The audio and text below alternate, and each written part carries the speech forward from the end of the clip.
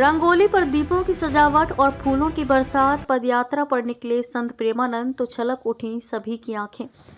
संत प्रेमानंद ने ध्वनि प्रदूषण के विरोध के बाद 11 दिनों के अंतराल के बाद अपनी रात्रिकालीन पदयात्रा फिर से शुरू कर दी है। सोमवार की रात को शुरू हुई पदयात्रा में हजारों श्रद्धालुओं ने भाग लिया। पदयात्रा के दौरान भक्तों ने संत प्रेमानंद पर फूलों की वर्षा की और रास्ते में रंगोली सजाई। रात्रिकालीन पदयात्रा में ध्वनि प्रदूषण के विरोध के बाद अनिश्चितकाल के लिए पदयात्रा को स्थगित करने वाले संत प्रेमानंद ने ब्रजवासियों की मांग पर 11 दिन बाद फिर से अपनी रात्रिकालीन पदयात्रा शुरू कर दी। सोमवार की रात ठीक 2 बजे संत प्रेमानंद श्री कृष्ण शरणम कॉलोनी स्थित कुटिया से निकले तो करीब 1 घंटे से बाहर दर्शन को इंतजार में खड़े भक्तों के चेहरे खिल उठे। संत प्रेमानंद को देखकर भक्तों की आंखें छलक उठी। छठीकरा मार्ग से शुरू हुई संत प्रेमानंद की रात्रिकालीन पदयात्रा जैसे ही सड़क पर पहुंची, लंबे समय के बाद दर्शन कर भक्तों की आंखें छलक उठी।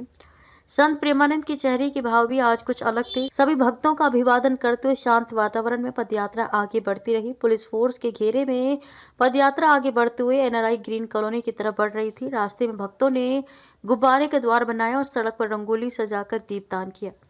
संत प्रेमानंद पर फूलों की बरसात, कॉलोनी के बाहर फूलों की रंगोली। संत प्रेमानंद पर फूलों की बरसात हो रही थी। एनआरआई ग्रीन के दरवाजे पर भी बाहर से आए भक्तों ने फूलों से रंगोली सजाई, लेकिन विरोध करने वाले एनआरआई ग्रीन कॉलोनी के निवासी नजर नहीं आए। शांत वातावरण में निकली पदयात्रा करीब 40 मिनट में ही श्री राधा केली कुंज आश्रम पहुंच गई, जबकि इससे पहले पदयात्रा को आश्रम पहुंचने में 2 घंटे का समय लगता था। पहले दिन करीब 10,000 श्रद्धालुओं ने पदयात्रा में संत प्रेमानंद के दर्शन किए।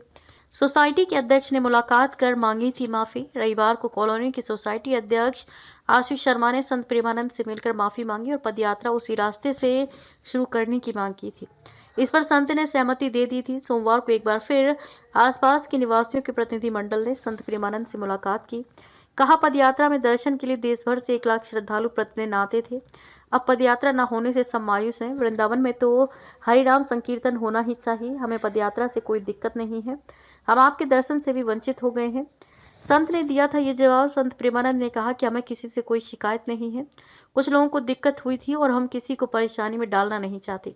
बस इतनी सी बात थी, इसलिए हमने पदयात्रा स्थगित कर रास्ता ही बदल दिया। हमारे अंदर उनके प्रति भी कोई दुर्भावना नहीं है। वे हमारे हैं। हम निश्चित तौर पर सोमवार रात श्री कृष्ण शरणम से रात 2 बजे से पदयात्रा शुरू करेंगे। चिंतित न हो, नियमित रूप से पदयात्रा अब जारी रहेगी।